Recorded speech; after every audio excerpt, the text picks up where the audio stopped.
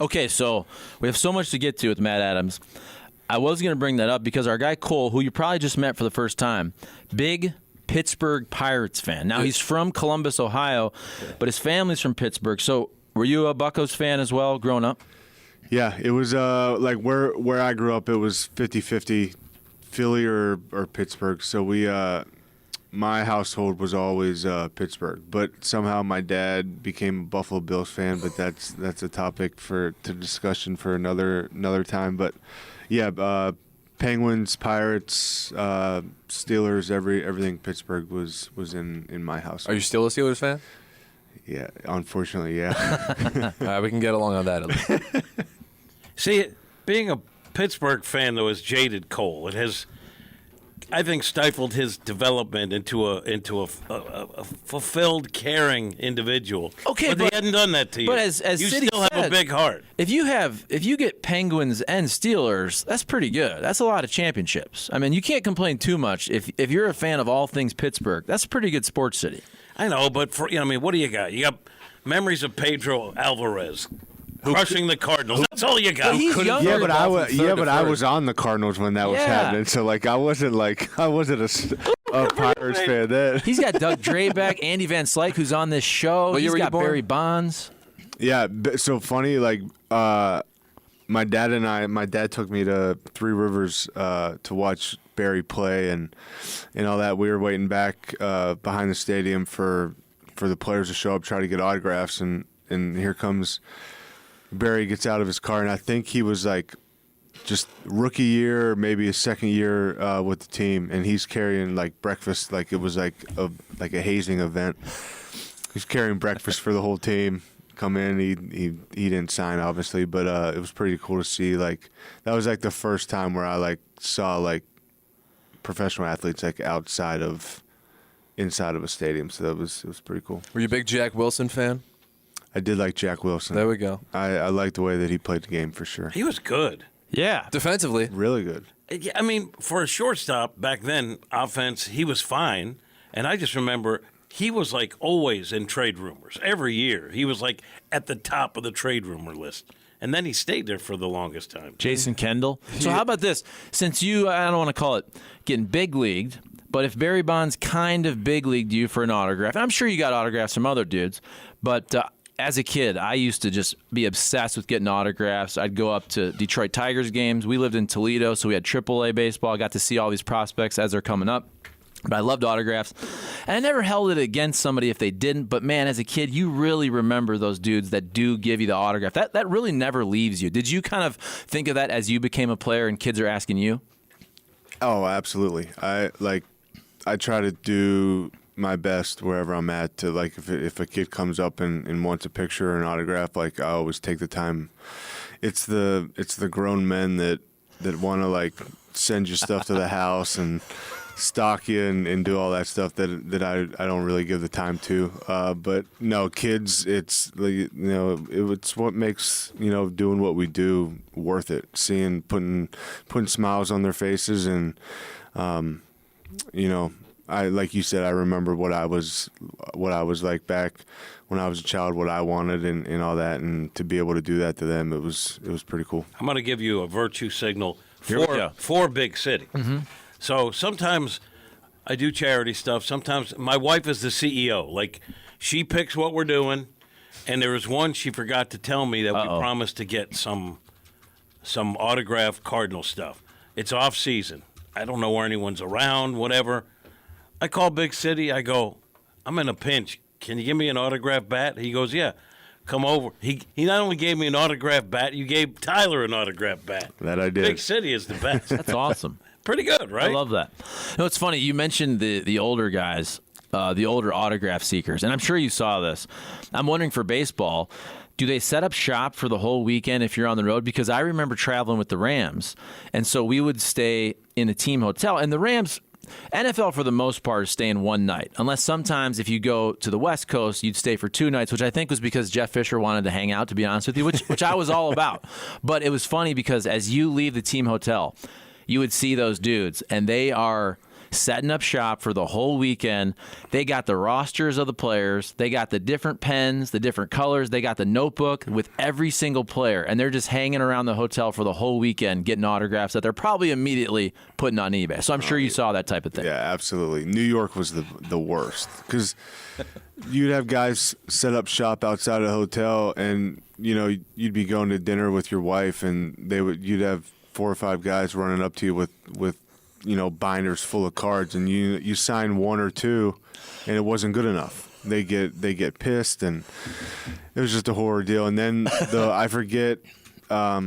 I think I was with Washington at the time, 2018, 2019. We were sitting on the bus outside of the hotel in New York, and we saw these 5 little kids. They got balls signed, and they ran back and gave them to an older gentleman, and he handed them $10 each for a ball. So, we knew, Man. Once seeing that, we're like, all right, now we know what they're doing. So, anytime we go there, it's just, try to sign away from the hotel so the guys aren't getting their cards coming back from little kids. This year, some of the players were like, I heard it on the bus, which I usually never repeat what I hear on the bus because that's sacred. But they were like, no more autographs at the hotel because it is like an intrusion. We'll sign at the ballpark. So they said that to this group in Cincinnati, and the hotel we stayed at in Cincinnati is like 2 blocks from the ballpark. I mean, I don't remember when you played. I don't think it was that close, but there's one right by the ballpark. Anyway, so these guys are waiting, and they're like, we'll sign at the ballpark. The bus door closes. We're on our way. And these guys sprint to the ballpark and show up there waiting for autographs. That's crazy. I want to know, so you played last year, and I know you're looking to catch on. So tell us where you were and what your status is right now. I was with the Nationals last year in AAA in Rochester, and Pretty good season. yeah, hit around 250 with 20 homers, and that's in today's game. That's, not as well as I would have liked to perform, but I think I did well enough to earn a job for the 24 season. Right now, I'm a free agent, just getting my work in and training for this upcoming season, and got, I think, 20 or 21 emails out to GMs the last couple of days. So doing my part. I know my agent's doing his part, and just I want to be as forthcoming as I can to be able to keep my name out there and make sure that people know that I still want to play.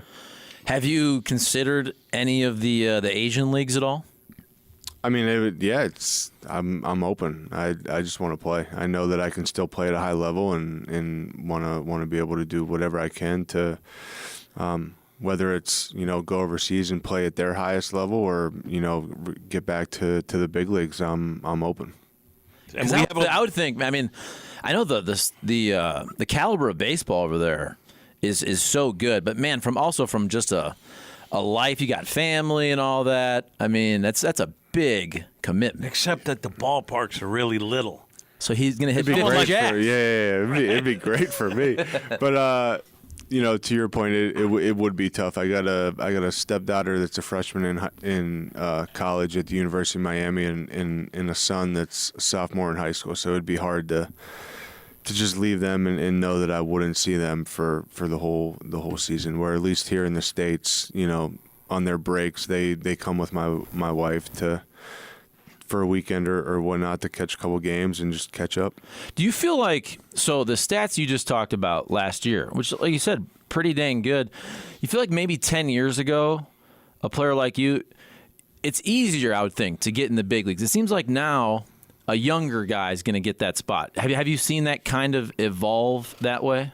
Yeah, I think, there's more teams that are going towards the younger players, but I just did a podcast last week, and one of the topics was talking about veteran leadership and what that can bring, not only on the field but off the field in the clubhouse. Of you get a team full of young guys. They don't really know how to fail. They don't know how to come together as a team and win, unless they did it at the college level.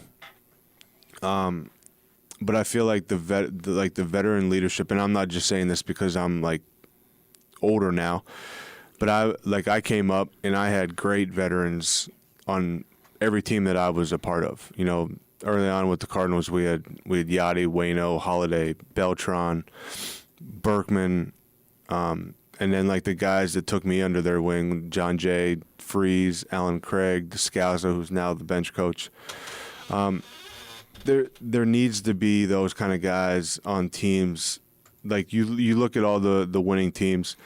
Texas is a perfect example. They got a great mixture of some veterans, some younger studs, and then like you get the veterans know how to mesh those, like how to build that culture in the clubhouse, and that's big for a winning club for sure. And you also need, I don't know, like a veteran left-handed bat with some thunder who's pretty good as a pinch hitter and has done it, I don't know, on a big stage, say, just spitballing here, like Kershaw in the postseason. That's what you need. Thanks, Kat. What do you? So I want to know, like, you have a man cave, I hope, at home as a shrine to yourself. I want to know what's in it. Oh, I don't. It turned into an art studio because my wife thinks that she has an artistic ability to her, but God bless her, she's trying. No, I don't like. I have like some big. I think I have 12 or 15 like home run balls that have like scriptures not like inscribed by the training staff, like my 100th homer ball, like my first big league homer. Got my bat that's authenticated from like my 100th MLB homer, and then just some jerseys that I picked up along the way. Nothing. I don't like to keep that stuff like plastered on the wall. Like that's just not who I am. I know. I mean, some guys have it. I thought I'd have a little man cave. It's now my kid's computer room. I got nothing. You got your Emmys in there? I got nothing. I have my Emmys. Well, the one I actually now have is it's on a bookshelf, but you can't even see it because there's other stuff in front of it. Okay, so Really, I'm like, Pictures of Stella. So Kat mentioned the Kershaw homer, and we've told these stories before where when you're in the media sometimes, some of the greatest moments in sports history, especially if you're in TV, local TV, you're outside of the ballpark doing a live shot during the game while people are watching the game. I'm a rights holder. So I never have that. But some of the best moments of Cardinals history, I remember when you hit that homer, I'm doing a live shot. I don't even know if Ballpark Village, maybe it was half built, but I was over there and I hear and feel the stadium erupt, but I can't really tell anybody I was there. But that's when you hit that homer. And I'm watching it right now on YouTube, and you do, of course, the big city hop. I mean, you can't. I'm guessing that it never gets old. Just watching it now, it kind of gives you chills still. Yeah, absolutely. It's one of the videos that I like throughout the season. I'll pull up, like even in the off season, like I'll type in like my homers and watch, and like that's one that always pops up. But yeah, no, I never.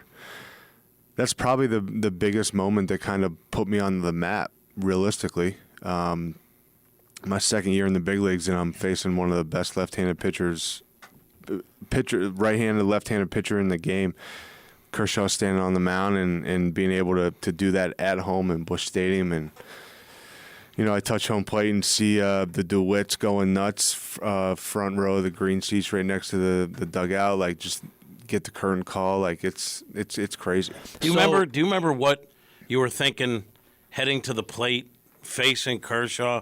Do you remember what's running through your mind at that moment?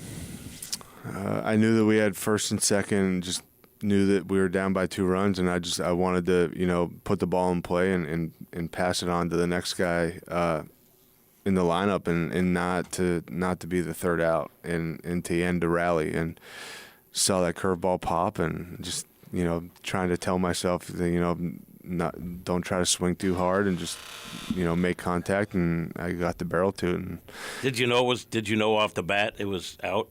You could see my reaction off the bat. I thought I got it, and then halfway to first base, I saw Kemp going back on it pretty good. I thought it wasn't going to get out, so I knew I had to start running a little bit, and then saw it going to the bullpen, and saw Waka and all those guys going crazy in the bullpen, and that's And you got like a 40-inch vertical on that. yeah, pop. 40-inch my butt.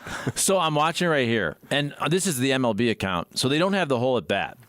But if you can take us through it, so it's 0-1. Obviously, Dodgers are up 2-zip. Kershaw's at 101 pitches. And talk about that curveball too. Did he hang this one a little bit? And Yeah. what did he throw? What did he throw first pitch to you to get ahead? You remember? I want to say it was a fastball away, and then I knew, like, for me, like, I'm ready for the fastball. So like I did my routine, got back in there, and was ready for the fastball, and then I just saw his curveball has to start almost above your head for it to be a strike, for it to be a pitch that you want to swing at. So I saw that sucker pop, and just told myself to hold my ground and wait for it to get there and just put a good swing on it. So and in this clip you see the DeWitts obviously right there clapping, the stadium's going nuts. So yesterday we were talking about just what's happened with the Cardinals recently, and Cole here, who we love, but he's only been here a year. So he saw year and a half, but he saw a bad year, let's be real, for the Cardinals. It never happens like that. I mean, hell, it hasn't happened. I've been here 16 years and never happened. So as we were getting into this discussion, we keep talking about 11, 12, 13, 14, even 1,500 wins, just how magical that was. And then you watch your home run and you see Busch on fire. I mean, everybody in red going crazy. And I think back to that 5-year span, and you were a part of so much of it. It really was magical every October in St. Louis for about 5 years. What was that like as a player? It was awesome. I mean, we knew, the goal when you show up to spring training every year is to make the postseason and to try to bring a championship to the city and whatnot. But like, we knew, like, the teams that we had, that if we stayed healthy and we played the baseball that we knew how to play, and that we were going to be in a good position to play October baseball. And I mean, 13, 14, 15, 16, like 4 of the 5 years that I was here before I got traded away, like, we were in the playoffs. So it was like, and that's like anybody that plays this game, like, I hope that they get to experience playoff baseball, because it's like, it's the best thing ever. So I know Cole doesn't like Memphis Mafia or any of the fun things that happen along Torty Craig. Torty Craig, Rally Square. I love that. Fans love it. Burger Phone. But you've been through it. You've been around. Cardinal fans are different than the average fan. Your perspective. I know you live here now, so obviously you love St. Louis. But is there anything to baseball heaven, Sea of Red, best fans in baseball? Is there anything to it, or do we, especially in the media, overplay that because we love St. Louis? No, I think, I honestly think that this is one of the only places as a visiting player that you can get a standing ovation for doing something spectacular on the field, whether it's a great, dive and catch, or, a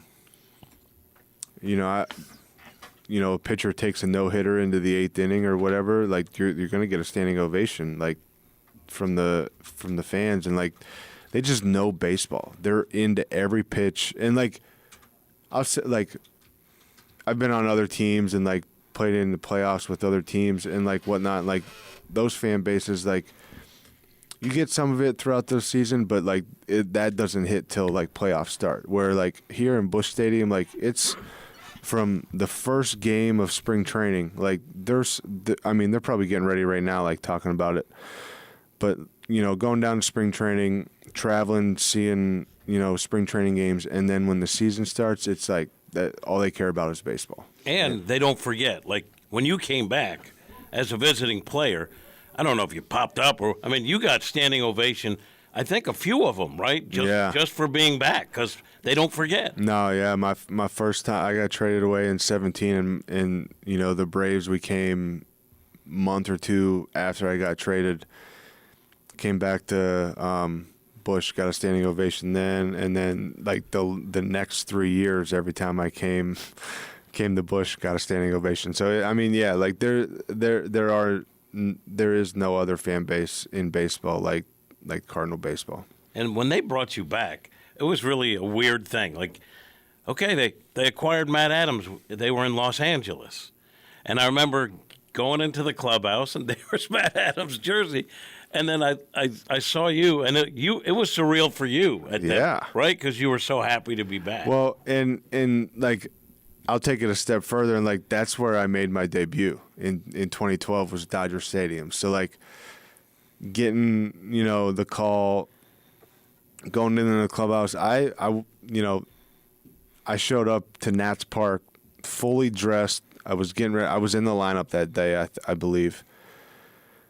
And before I could get to my locker, somebody came and grabbed me and was like, "Hey, Davey needs to see you in his office." So I go in and they tell me that I was claimed by the Cardinals, and thanks for everything you did this year, but you're going to play with the Cardinals for the last months of the season. So, and I looked at the schedule and I knew that like you guys were on the West Coast trip, and it just happened to be Dodger Stadium. So like to walk in and see a bunch of my friends, saw you in there, and then like it just took me back to like May of 2012 whenever I showed up as a big leaguer on day one in the same places whenever I got traded back in 18. It was pretty cool. And then when you were first traded to the Braves, you went off immediately, right?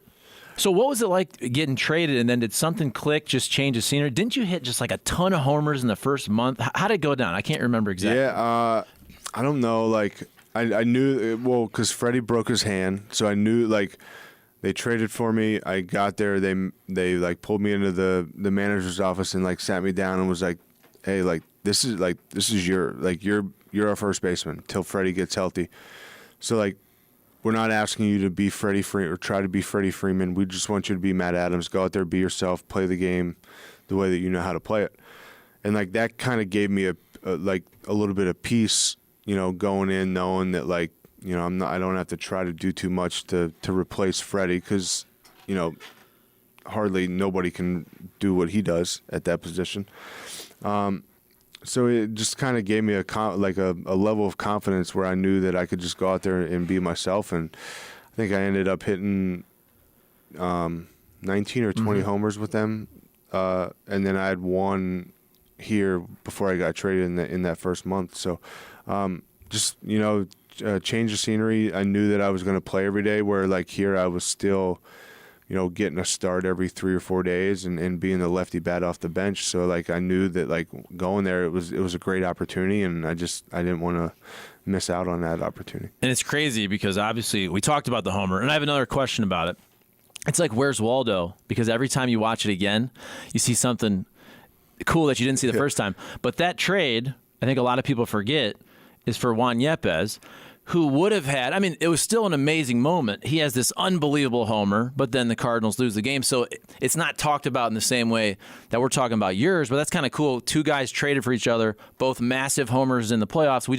We don't bring up the Yepez homer as much because obviously lose the game, lose the series. Yeah. And Yeppy's a great, like I met him, obviously played against him a little bit in the big leagues, but like last year at Albert's charity event, got to meet him like in person for the first time, and like we kind of talked about like the trade and whatnot. So it was pretty cool, and he's a great kid, and I think he just signed on with the Nationals for the 24. So best of luck to him moving forward. Nice. He's a nice guy too. That I don't know how closely you still watch games and everything, and you were playing, but he was like locked on to Albert, to the point where Albert had to shoo him away sometime. But if you're Yepez, and this kid has talent, right? Who better to lock on than Albert? When you were coming up, like you mentioned John Jay and those guys who took you under who were the guys that had the biggest influences on you? Well, I think first off, it probably had to be Matt Holliday, because I was in the minor leagues. I don't care for him. And yeah, right. I'm playing this back next time Holiday's on the show, by the way. He's on every Monday when he picks up his phone. Right.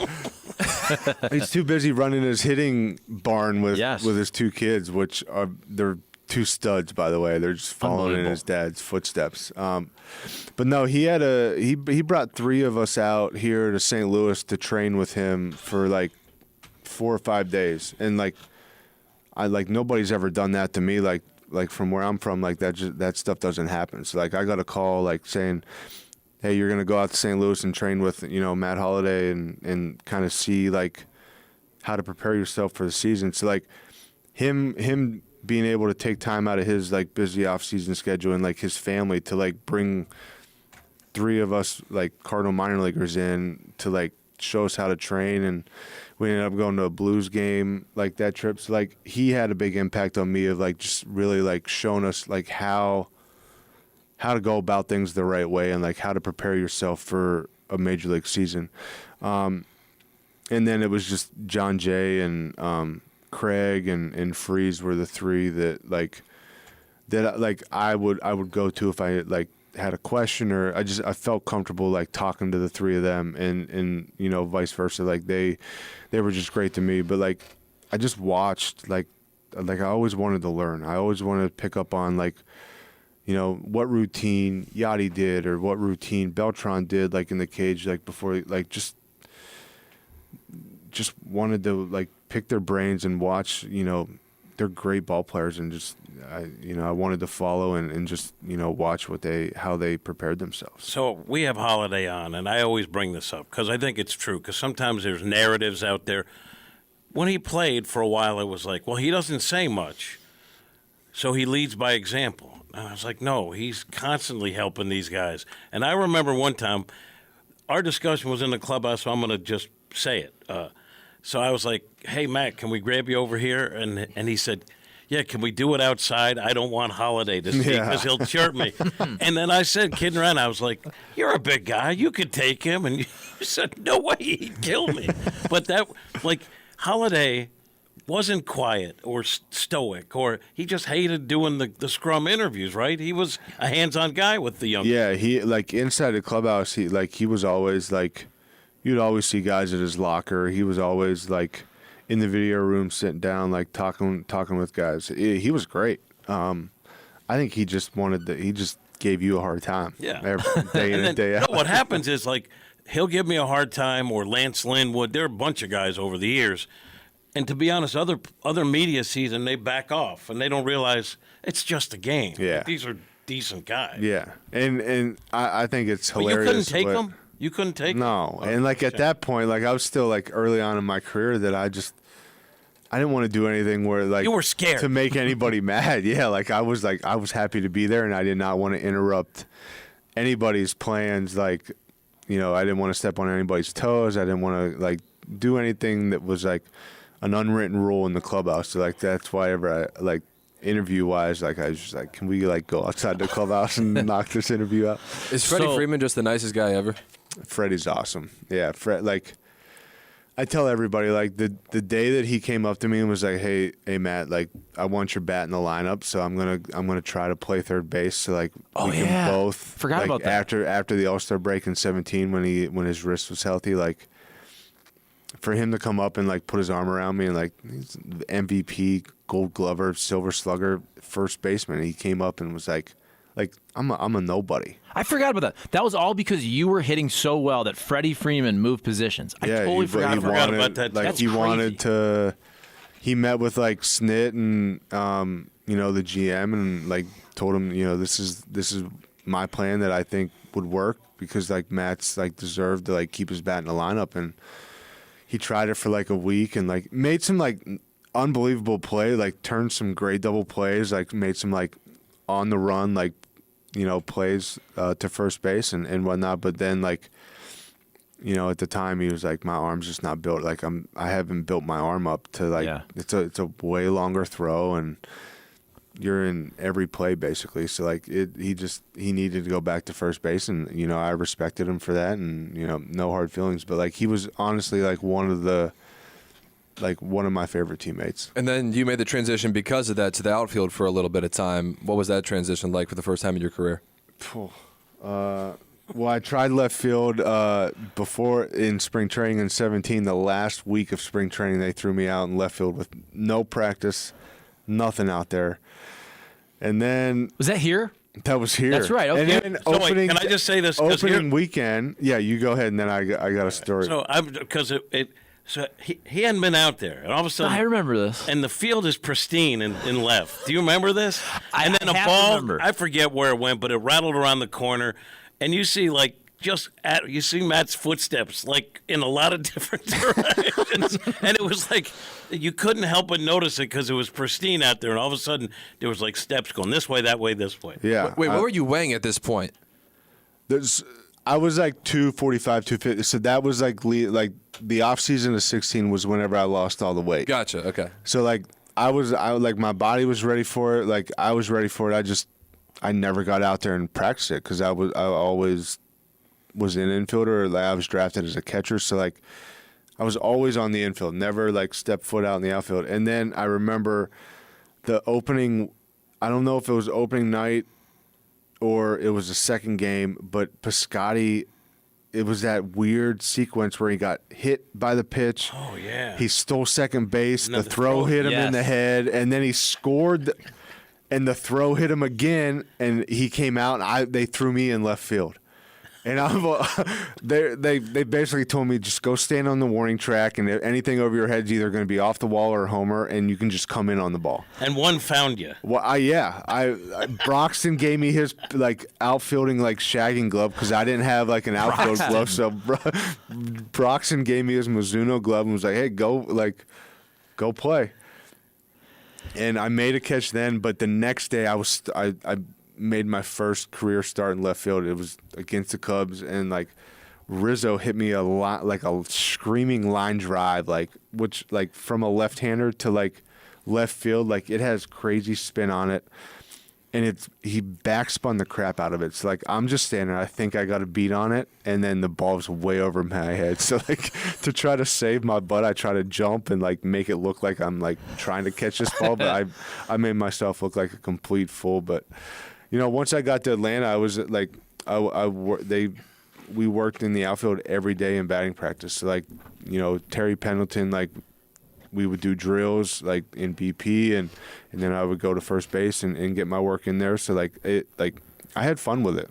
It was a lot of fun. There is like the late Chris Duncan, who was a great guy. I mean, he said he was terrified being in the outfield. He like you was like an first baseman and everything. He's in the outfield. They're in the postseason, and he tells me, I'm thinking, please don't hit it to me. Please don't hit it. That's unbelievable. Yeah. That's got to be a scary feeling, though. A screaming line drive, thousands of people watching, the game's on television. Oh yeah. And you're in a position you're not used to playing. Yeah, and I completely messed up, and Rizzo got a triple out of it, and I'm just. I get up, I run, throw the ball in, and I'm thinking, man, I look like an absolute fool out here right now, like in front of everybody. And the footsteps are. Yeah, all over the place. But to my credit, in 18 with the Nationals, I robbed a homer. So like I got a robbed homer. Who was yeah. it?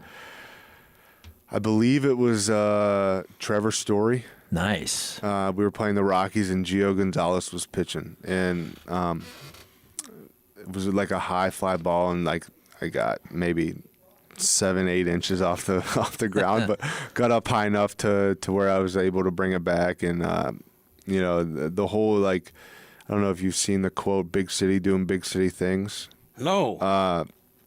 So that night, Gio was like, "Yeah, it's just big city out there doing big city things." So like, that quote was like That's awesome. kind of like, and then like they made T-shirts and everything in DC. So it was That's awesome. like to be able to have that like memory and like moment of like robbing a homer like in a big league game. Like it was pretty cool. So what was that? Obviously, you win the World Series. So what was that experience like compared to? I mean, you had all the success with the Cardinals. You got to World Series, but didn't win one. Just because we know what happened in St. Louis, but 2019 as a national, what was that like? It was crazy. I mean, we started off the season 19-32. Like our first 50 games, we were awful. Like just no thought of like playoff baseball at that point. And then like we brought in we brought in Gerardo Parra and Anibal Sanchez. So two key like pieces for us that year, and they did a great job. Like Sanchi did such a good job of like bringing the pitchers, like the pitching staff together and like getting them out of their like comfort zones to like, it was just like once we got those two guys, it almost seemed like the family dynamic of the clubhouse kind of really came together and meshed, and the rest is history. And like we kind of treated that season like from that moment on. After those first 50 games, we just 1-0 was our like daily mantra, and we just took it game by game, and being able to get that final out in Houston and in Minute Maid, which was so like. Why the World Series itself, like nobody won a home game. Every game was won on the road. We won the first 2 in Houston. We got our butts swept at home in D.C., and then we went back and won Game 6 and Game 7 in Houston to close it out. So it was pretty cool. Bryce Harper, I think, is a guy who throughout his career, like in the beginning, I think he was brash and a lot of people didn't like him. Now I think everybody loves Bryce Harper. I know he's one of your boys. Like, what's he like, and like, how did you become tight? I think it was, playing with him and developing a relationship, and just, I knew that, he's a superstar, and but my wife and I talk about this story all the time. The one night we went out to dinner with him and his wife, and I got back from the game, and she's like, "Yeah, we're going to dinner with the Harpers," and I go, "Babe, no, why? We can't do that." And I was just like kind of like scared, and like at that point, like we weren't really that close, and went to dinner and whatever, and he's rattling off like my college stats and like my first like couple years. Like, I'm like, man, this guy like really like did some homework and like studied up and really like wants to like get to know me and whatnot. And like from that moment on, it was just. He's such a good dude, and like he gets a bad rap. Like, I don't know if it was like his first couple years or whatnot in the media, but like he was made out to be somebody that he was completely not. And but yeah, he's a good friend of mine, and we keep in contact every now and again. We vacationed with him to Hawaii a couple years ago, and just really, really happy for him, and seeing the way that he's finding his stride in Philly and making that home, and really bringing baseball, the fans. That's another city that is a big time sports city, and what he's doing with the Phillies and the club that they got now. It's pretty special. So, what was that series like against the Cardinals? Because I remember covering a lot of that. Easy. Well, I know the Braves series for the Cardinals. It goes 5. Cardinals score 10 runs in the first inning, and so the Cardinals advance to play you guys. It's like that series didn't even happen. And the one game, wasn't it almost a no-hitter? It was tough shadows. Was it Scherzer versus Waino? I can't remember exactly, but I mean the Cardinals versus the Nats, you guys. I mean that wasn't even competitive. Was that surprising? Yeah, it shocked us a little bit, and yeah, I mean that was Sanchez. Oh, Sanchez I think he took a no hitter into the 8th inning, or whatnot, and then like Waino was dominating too. I like pinch hit against Waino and got a single off of him, and then I think that was in the 8th inning. Like so, he went deep into the game. But that, like you said, like that whole like I felt like I blinked and that series was over. Like it was not like the meetings that we had leading up to that series. We knew that like we were going to be in a dogfight. Like these are just two good teams going at it, and like two good pitching staffs, good lineups, top to bottom, and we thought it was going to be a dogfight, and we just came in and we kept our foot down on the gas and just didn't look back. What was your first impression of a teenage Juan Soto? Oh, his first homer that he hit. Oppo left on left over the visiting bullpen. I'm like, yeah, this guy's going to be pretty special. He was 18, 19 at the time? I think he was 19 or something. But like, I don't know if this got out into the media or whatnot, but like we heard about it when he got to Double-A, which he made it to the big leagues that same year. He was only in Double-A for like a week, and like he was sleeping on an air mattress. And the manager went to him and was like, Juan, you're too good of a player. Like you're gonna get hurt. Like you can't be sleeping on. He goes, I'm not gonna be here that long. And like a week later, he's like in the big. That's pretty good. So like, awesome. I mean, for like a 19-year-old to have that confidence and like to be able to back it up, like he was just way beyond his years. Like he he's another good friend of mine. Like we talk, every now and again in the off season and whatnot. And like he's special, and I think Boone said it perfectly the other day. I think there's more in there. I think he can even reach another level. Dang. So okay, this is random. You mentioned Soto, so I bring him up. 2020 is the COVID year. He plays 47 games. He leads the league in batting, OBP, slug, OPS, OPS plus, and he's 5th in the MVP that year. Who the heck? So that was Freddie Freeman. Freddie Freeman, Mookie Betts, Manny Machado, Fernando Tatis Jr., Juan Soto, and Juan Soto leads in every offensive category, basically, and finishes 5th in the MVP. I don't get it. That's nuts. Who is the one pitcher that stands out? You're like, that guy is sick. I'm not going to hit that guy if there's a guy like that. Chris Sale. Yeah, I never got to face Sale, and I don't. Quite frankly, being a left-handed hitter, I don't know if I want to face him.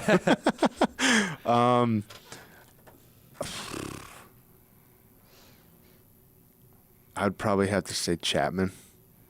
So just because the ball's on you so fast? It's on you so fast. He's a massive dude to begin with. So like it feels like when he like lets go of the ball that like it's already there. And back when he was with Cincinnati, whenever I faced him a lot, like he was a little wild. So like it was an uncomfortable at bat standing in that batter's box, knowing that at any time I could get 104 at my head. Like that's not a good feeling. What do you make like the Dodgers now? They're buying everybody. They're a super team. We've seen the Mets try it. The Padres kind of, but this is something different. This is beyond what. I remember back in the day, the Yankees would sign free agents to the point where the baseball commissioner, I don't remember if it was Catfish Hunter or someone like that. The baseball commissioner stepped in and said, I'm going to nullify this. It's not in the best interest of baseball. Flash forward to where we are now. The Dodgers, they got Ohtani to backload everything, so they got money to play with, and they're just bringing in everybody. What do you make of that? Well, I think I heard that it was Ohtani's decision, like that he approached the Dodgers and wanted to do the deal that way. So, like, to me, that's a guy that is coming from the team that he came from, and he wants to win. He wants to do everything in his power to give them as much freedom to bring in the players that they need to try to put together a winning team. And I think they had a winning team before that. Now, like you said, they have a super team. I don't know. I think it's, I see the argument both ways. I know that people aren't happy with the Dodgers and all that for doing that deal, but also as a player, I see, a guy who wanted to do that contract because he all he cares about is winning. He's not worried about the money. He makes $40 million a year off his endorsement. Yeah. So he's going to be just fine. All he cares about is he wants to win championships, and so I think that part of it's good. But I think like you said, these teams have put together star-studded lineups, star-studded teams, and they don't do much. Sometimes it doesn't work. I think I think it comes back to just the clubhouse culture and like if you can get everybody fighting in the right direction. It's funny you say that because so they're signing all these guys, and Yamamoto happens last night, but Glasnow gets traded, but he has to get an extension to finalize it. So I was watching this. It's funny because I'm about to ask you about A.J. Pierzynski, but A.J. Pierzynski's whatever it's called Foul Territory show, they have Glasnow on. And Glasnow was saying, look, not only are the Dodgers, he called them the rich Rays, the rich Tampa Bay Rays. He's like, of course they have the money. But he's like, I've never heard a team who interviewed and talked to every person in his past. He's like, they talked to everybody. And I think we can say, he goes, to make sure I'm not a dick. Yeah. That's what he said. And he goes, yes, the Dodgers, they're all about money, but Friedman, who came from the Rays, is also still about clubhouse culture. So even though you're getting $300 million guys, you're getting the Mookies and the Freddies, who you mentioned, you're getting the studs, but they're also really good people. So you have a great clubhouse, it seems like, with all that money, too. Yeah, I think that's like that's awesome that they do that. Like, I didn't know that they did that for him. But I think that right there shows that they value that. And I think you look at all the winning teams, they do have a clubhouse culture that, is able to let the players go out there and, everybody's fighting towards the same goal, and they're selfless. They're doing everything for the team and not for themselves. And I think it's great that they're doing that. So AJ, because again, I watch your home run and it's like, where's Waldo? Because every time I watch, I see something new I didn't see before. I forgot AJ Pierzynski was on that team. You hit the bomb. He jumps out. I don't know if you've seen this. He does a mini crotch chop. It's not full on Triple H like this, but it's kind of mini. I never noticed that. I never noticed it until just now. He jumps out, little crotch chop. Yeah. So what was it like? Because AJ, speaking, clubhouse guys. He'll mix it up in the clubhouse. Oh yeah, he was an unbelievable teammate. He kept the light in there, and even during the game, he would come back after catching him, and he'd just be talking crap in the dugout nonstop, in while we're hitting. And it's just, you need guys like that on the team to be able to keep that loose energy going. But yeah, every time I watch that, I know somebody pointed that out to me the first time that we sat down and watched. I never noticed it till just and now. It's Jay's going nuts. AJ's out there giving the little crotch chop. But it brings a smile to my face because we're grown men, and the grown men are so happy to celebrate because their team's winning now, and it's just it's awesome. To be honest, when they picked up AJ Pierzynski, I think Mazalek's line was, "We need a rusty nail." He had a bad rep, and he got here, and I think as a member of the media, you're like, all right, was this guy going to be – he was great from day one. Funny, he'd give you grief, but I could tell right away everyone took to him in that clubhouse. Yeah, he everybody loved him. He was always playing pranks on people and whatnot. Were you there at Wrigley when he did that to Oh, John yeah, Jay? yeah. I don't know if that's – I guess he's talked about it. I heard about it when it happened. People don't know – the backstory is AJ was sleeping on a couch in a clubhouse in Cincinnati. And John Jay put his rump by his head, and they took a picture, and they circulated that. And AJ just said, okay, you're going to lose this. You shouldn't have done that. Yeah, he's like, I'll get you back. Was he Just clothed? wait. What's that? For the picture, was he clothed? He had his butt right right. by AJ's Gotcha. face, but AJ Just was want to sleeping. know the specifics. So AJ's like, you just opened Pandora's box. Yep. You don't realize it. So they go to Wrigley, and this is a little time after. It didn't happen right away. And did you witness what happened? Yeah, I was in the I'd like to know. clubhouse when it Let's happened. get a firsthand account of that. So we were in the clubhouse, and then all of a sudden, two Chicago police officers come walking into the clubhouse, and they're like, "Is Mr. John Jay here?" And I think I was 5 or 6 lockers away from him. He's like, "Yeah." They put him in handcuffs, and he's on the verge of tears, and we're this is before a game, not an off day, this is before a game. I think, or maybe it was the playoffs. I just I think remember. it might have been a workout day or No, I think whatnot. it was before a game. Yeah, I think it was. I don't know the specifics to that point, but we're in the clubhouse and they come in. They put Jay in cuffs. Tell him that they found marijuana in one of the dogs. Once his bag got off the plane last night, one of the drug dogs sniffed your bag and found and AJ planted a bag of oregano in his bat bag. Planted a bag. They come in, they go straight to the bat bag and they pull this bag of oregano out, and it looks like marijuana. And everybody was like, is this for real happening? Nobody knew. Only AJ and Matheny knew. That's awesome. And then they walk out, they take Jay out in cuffs, and it's 30 seconds, and then Jay comes back in not in handcuffs, and AJ's he's I got your and it just that's the type of guy AJ was, and it was just he scared the crap out of Jay, thinking that he was going to jail, but he got him back, that's for sure. Jay was crying. Yeah, That's not awesome. mine. That's not mine. yeah. Is that the best clubhouse prank you've ever seen? And if not, what's up there? I'm sure you've seen some other ones. I know that's by far the best one. I haven't really seen like many like pranks. I've heard a bunch of stories of like guys getting like fish shoved in like their car like under their driver's seat and like left there for like a long like a 10-day road trip and like they come back and they have to get like a new car. Like I never witnessed that, but like witnessing what happened in Wrigley Field, I was like, man, this is like. Were you around when Skip got Waino? I don't think you were.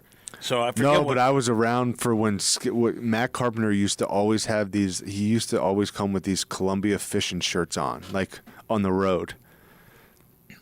And I think it was Beltran and Waino. They cut up his jeans and cut off like the sleeves of this fishing shirt, and he had like cut off jean shorts and like this cut off like polo like fishing shirt. And they slipped like cash into his pocket, and then like with a little note and was like, "Go buy some real polos to wear like on the road instead of these fishing shirts." Like that's awesome. Just so people know, with Skip did Waino did something to Skip. I can't remember what it was. Wasn't it? Didn't somebody do something with a jersey? They put Waino 50 on a shirt. Like they had the opposing clubby stitch Waino and his number 50, maybe on Skip's suit, something like that. Something like that. Yes, I think it was. I think they put Waino's number on a nice suit. So Skip's revenge was Waino had this custom van for his family because he got a huge family, big black van, and Skip, and it wasn't like a stencil. Like he had a guy come in and paint Waino's workout or something like that with a headband and like one of those shake sticks that used to be all the rage on Waino's car. I saw it. Pretty great stuff. On the side of the van? On the side of the van. No way. And it wasn't like you could pull it off. It wasn't like a magnet. Like Waino had to get the van redone because of that. Speaking of Skip, which one of your former teammates had the worst tattoo? Oh, man. Worst tattoo, man. If you need inspiration, I can give you Matt Holliday's answer, and it's also a guy you played with. What was his answer? I forgot. Brandon Moss and the Moss Dog. Moss's tattoo, yes. What was his of? A dog? It was like a bulldog, maybe. Matt Holliday said that Brandon Moss wanted to get a bulldog because he's from Georgia, but like it got screwed up, and so he got a dog that just like says Moss on the collar or something like that. That's how Matt Holliday. I forgot about that. That's probably got to be up there. Honestly, all the tattoos that I've seen, like guys go to some pretty good artists to get their work done. So I'd probably have to say Moss as well. What about the minor leagues, though? It's the minor league tattoos. No, the minor league tattoos have to be horrible. Get you. They're homemade. They're prison tags. Yeah. So I forget the dude's name, but this guy in 2012, we were in Memphis. We were on the road or whatever, and this guy, like, after a game, we're in the shower, and he's got a mustache on, like, his, like, right, like, butt cheek. What? We're like, dude, what are you doing? What's going on? Like a big old Raleigh Fingers mustache? Yeah, or what? like the sides are like done. Like he's like I lost a bet in college that like he's like we were dumb and stupid and oh man, I forget what the bet was, but like he lost it and he had to go get a tattoo. You gotta wonder of a mustache on his. What could be the wager? No, I do where not. the prize is getting a. I actually think it might have been a visit. Like we were visiting. I think it might have been a guy on another team. Like we were. I was about to say I want to hunt down whoever this is. Right. That's crazy. But that and the whole Moss Dog bulldog tattoo. That's a good one. I forgot about that one. So you're one of the first guys that I remember getting into Pilates, and you're like the big guy. It's like, what are you doing? Pilates. Well, because your wife and she's a trainer, and that's kind of her area of expertise, and it really helped you. I remember like one off season. Like you were a big guy. What's the word? You were a little. I was fat. No, I'm fat. You were call it back in the day. You were a little burly. You had a little burly. Husky jeans. Husky. Remember, you can't say husky anymore. But when you were a kid, you'd have to get husky jeans. Remember that? Yeah, and what I don't know is why like I ask my mom like all the time like after I lost all the weight and like I got myself into good shape, I go, why in the world did you and Dad just like? Because I was always a big kid. Like I was fat. Husky. I was fat. But you weren't sloppy though. But you're strong. No, You were yeah, like, strong. but I did not look like I belonged on a Major League Baseball field. I did not look like a professional athlete, and that hurt. Like, because I was like, I know I have to make a change, and that's whenever I went into that off season.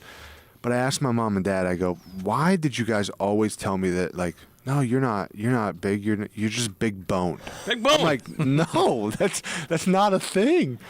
And they're like, oh, we just like my dad's like, oh, we just didn't want to hurt your feelings. Like that's what he told me now, and I'm like, oh, like okay. But then the off season came, and there's pictures, and it didn't even look like Matt Adams. And I would wager you're a lot thinner than you are now. Like, don't you have to? Like, you lost a bunch of weight. Don't you have to kind of figure out a medium, a happy? Yeah, like, absolutely. Isn't that part of it? Because Lance Lynn showed up. They said he's fat and he was husky, and then he said, "I'll show you." And he came up and he looked like a different guy, and he was awful. And so he had to put some weight back on. Like you have to balance it out. Yeah, so I showed up to that spring training and I was like 245. I lost like 41 or 42 pounds in 3 months and like 13% body fat. It's like I lost it fast. And like I showed up and like I felt great, but like on the ball field, like hitting a ball, like I didn't feel like myself. Like my strength didn't like feel there. The power wasn't there. So like, yeah, like there's like a happy like medium that like I went through that whole like, you know, probably 6 months after I lost all that weight to like really find like what weight my body feels great at and where I can still get the most out of my body. And like that's where I'm at like now is like balance. Yeah. And it's like I'm like 250 right now, so I wasn't far off, but like I changed my body comp and like put on more muscle and whatnot because like throughout that season like I just felt weak. Like what do you eat now? Like what do I eat? Yeah, like I know you're a healthy guy, so a lot of protein, very like not a lot of carbs, like but like you need like as an athlete like you need carbs for like the energy like for your workouts and whatnot. So pizza, like, you can have pizza. No, I don't like to eat. I feel awful after I eat pizza. I'll eat like typical meal for me is like, you know, grilled chicken breast or steak with like brown rice and some like either a salad or some broccoli. This is going to be somewhat of an unfair question because I'm going to ask you to generalize about the MLB and just as a whole. But how much of baseball and the love of the game for the sport kind of gets jaded by how much money's involved, and even if you lose, the direct deposit still hits every 2 weeks? That's a fair and that's a good question. Hold on, let me give Cole a bell ring. Don't compliment him. Thank you. That's a very He's good the question. kid on the show. I think. I'm Roy Firestone. Yeah, don't cry. I think there's a happy medium. I think there's guys that are still like in the game because they love it, but it does like. I mean, when you don't do your job and like you fail, like there's a peace knowing that like, hey, I didn't get the job done tonight, but like I can still go to sleep somewhat comfortably knowing like because like you said like you're still like whether we fail or not like we're still getting paid, but like that doesn't mean that we're like if we fail we're not out there like giving it our best. Like I want the fans and people to know that like, you know, even though like we do make a good money, like we make good money in Major League Baseball, like there's I would say the majority of players that still care very much about, you know, playing it because they love it, but also like trying their best. Like they're not just out there like going through the motions because they know that they're getting a payday.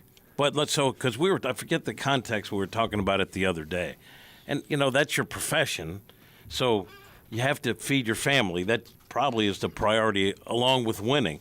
But even when the season goes awry, even when things aren't, to me, the thing that's the rail that keeps everyone on the right track is baseball while being a team game, and there's situations where you have to give yourself up for the betterment of the team. There's pride and also selfishness. These are my numbers. Yeah. To me that's like the safety net is Baseball is still a game where your stats will determine what you get paid. Yeah. And that so whether or not there's love for the game, or everyone's trying because in a way that's self-serving. Yeah, because it matters. Yeah. And like you said, like you're like whether you're, coming off your last year of a deal, like that season that you're putting together is still a platform year to see what your next contract looks like. So like if you have a down year, like it's not going to be as much as what you may have thought or whatnot. So like, yeah, like you still go out there and give it hell every night to try to do your best, because like you need your numbers to like go into like free agency to make sure that you get what you're worth. So in terms of you're looking for another opportunity, I hope you get it. You deserve it. But what about we bring in players. I know there's been some discussion, maybe Bally somewhere down the road. But sports talk radio, is this something you could see yourself doing? We're not good at it. It's a hot take. Give us a real fiery take. For example, we have bad shows 3 days a week. Yeah, 3 to 4. And we still leave like we're champs. Well, that's because I missed 3 days this week. That's right. But, I mean, because that's something that you think maybe could interest you? Yeah, I think, doing the podcast, doing shows like this, like anything that I can do, like when my playing career is over, where I can like still give back and help the next wave of, players, or like with this show, like it helps like fans get an inside like look into like, players' minds and like their everyday life, like outside of the season. Like I'm a person that I like to like help others out. So like doing shows, whether it's this or, coming on and working for Bally and doing that stuff, or even getting into like coaching and going down that route of staying in the game and working my way to be a big league coach, so I can help, players out at the big league level. I feel like I want to stay in the game somehow, whether it's, from the commentary side, from like the news side, or like being able to still put a uniform on and from the coaching side. I still want to be involved with the game. But as a player, if your agent gets a deal and you got to be at AAA for somebody somewhere, you're fine with that? Yeah, like I said, like I'm nowhere near like wanting to retire. Like I still feel like, my work speaks for itself. I bust my butt every day to put myself in the best possible position for the upcoming season, and I know that that I can still do this at a high level, and all I need is an opportunity. During your playing career, did you ever listen to local sports talk radio to see what the people were saying about you? I did not. Come on. I don't think Not even once? No, he didn't. Not even during a deep playoff run, like, oh, man, they're probably saying we're awesome right now. No, but I will tell you, my dad was big with like the sports talk stuff in St. Louis. Whenever I was a Cardinal, like my dad would listen and he would like give me up. Like he was like basically my own personal talk show like host. Like he would listen to the shows and then he would like give me the updates. But it's like Jim's ripping on you again. right. Yeah. But This Randy Carricker guy. every player has that. Oh, yeah. Even if they don't, and a lot of times the cousin or the uncle or the dad didn't hear it right, because I can think of a few different times where a player will say, "Hey, who said that this?" Or in the game, did they say that I couldn't do this? And I was like, I heard that. No, that's not what they said. And guys will get mad about it, and it's like the game of telephone. Like, This is what was said. The cousin didn't hear it right, and they told the dad, and then by the time it gets back to the player, no, that's not what was said at all. Yeah, for sure. I mean, that definitely happens. But go ahead. Oh, I was just going to say, are your Don't parents... interrupt him. I didn't. I thought he was done. I'm sorry. But are your parents on social media, and did you ever have to, like... Because there are some parents, especially the ones of the kids who are really talented, who are on social media, who are pumping up their kids, and who may be getting involved with local media and maybe having spats to where the player has to go like, hold on, please don't be fighting my battles for me publicly. Yeah, for sure. I mean, I've known, like I've seen instances of that, and like, I mean, you feel for like the kid and the player in that instance, like just wishing that like the parents would just stay out of it. Like but I never like my mom and like they don't have social media. They quite honestly probably don't know what social media is. They're super old school. That's good, They just don't. They've never really got into that wave of stuff. But no, my mom and dad are great. They kind of like just let me like handle like my battles for me, and like just were there to support me in every way. Well, this is awesome. This has been awesome. More than an hour. Matt, we really appreciate it. A trip down memory lane. It's funny because it's not like you were here that long ago. It was only, 10, 11? I mean, 7 years ago. You're playing here 6 years ago. But it's funny how, maybe it's because I'm getting old too, you forget a lot of this. And you're telling these stories of 12, 13, 14. You remember it again. You watch the video. Man, it was really such a special time, and you were such a huge part of that. And we fans love it. big city. Oh, seriously. Of course, he would come back and be like, oh, okay, we heard. Another standing O. We've done this already. Listen, I would love to come back and play. Come on, Mo. One more time. Yeah, yeah, Mo. You like every other 35-year-old? You didn't get Yamamoto. Let's get Adams. Lance and Descalzo's back. Right. Bring the band back together. Yeah. Let's do it. For Awesome. sure. Thank you so much, Big City. We appreciate it. Thank you, guys. And we'll take a break. That was the 8 o'clock hour brought to you by Mark's Appliance, our guy, Drew Bradley and family out there in beautiful Edwardsville, Illinois. Very easy to shop online, marksappliance.com. They deliver all across the St. Louis area. I'm guessing I got some Cardinals ticket packs, right? Because we got Matt Adams here. Yes, you do. And look. So many memories that Matt Adams provided for you Cardinals fans.